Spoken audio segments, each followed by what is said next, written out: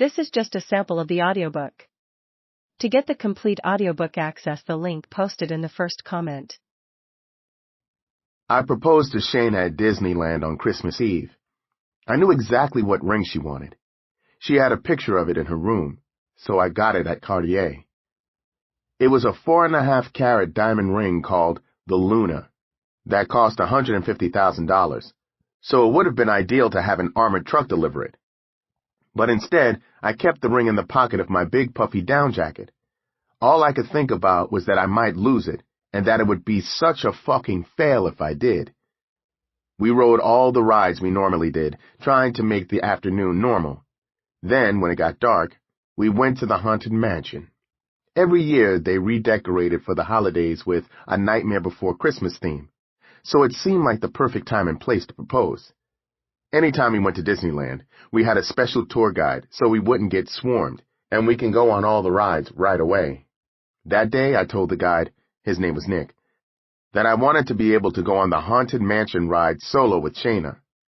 So we went into the portrait gallery that turns into an elevator, and after the voice said, "Of course there's always my way," the lights went out with a clap of thunder. That was my time. While the lights were out, I got down on one knee. I hadn't lost the ring, and when the lights came on, I popped the question. She said yes, and then she got down on one knee and pulled out a ring of her own. We both had the same idea.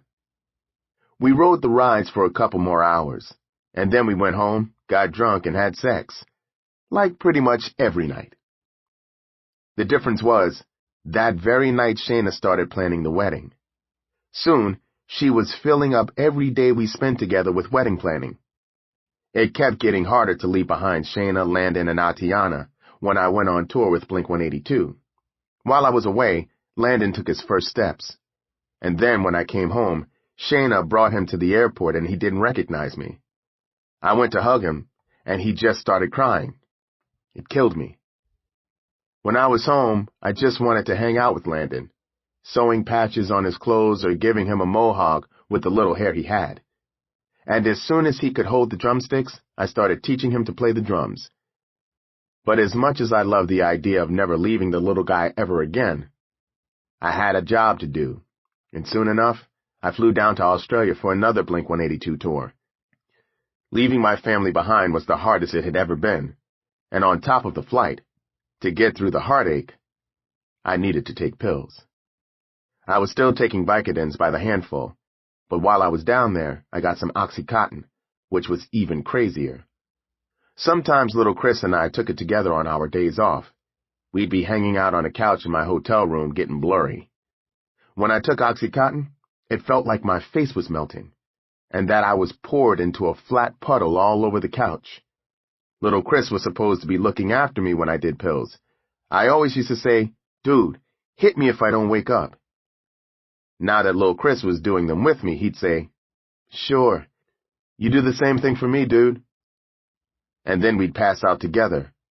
So I paid Jake, one of our security guys with Blink, to sit up with us and make sure we were still breathing. Jake was sober, so his job was to hang out all night and make sure we didn't die. While we were in Australia, Blink filmed the video for Always, the 4th single off the Untitled album. The video was about all three of us dating the same girl, played by Sophie Monk. She was a singer and a model, and at the time, she was the it girl in Australia. In the treatment, I was the one who made out with Sophie. And Shayna was so pissed. "Why did they pick you?" she demanded. "I don't know, baby. That's how they wrote it. I got to kiss the girl, whatever." And of course, I wasn't mad about kissing Sophie. But I was a gentleman. I only kissed her when I was supposed to. It's weird kissing on a video. It's not the same when there's a bunch of people watching with cameras and lights, and somebody telling you, "Okay, put a little more into it." But even with all that, it was fun. We could have hung out afterward, but I bowed out. I was getting married. I got home from Australia after a 19-hour plane ride, out of my mind on pills, totally Xanaxed out. It was November 14th, 2004, my 29th birthday.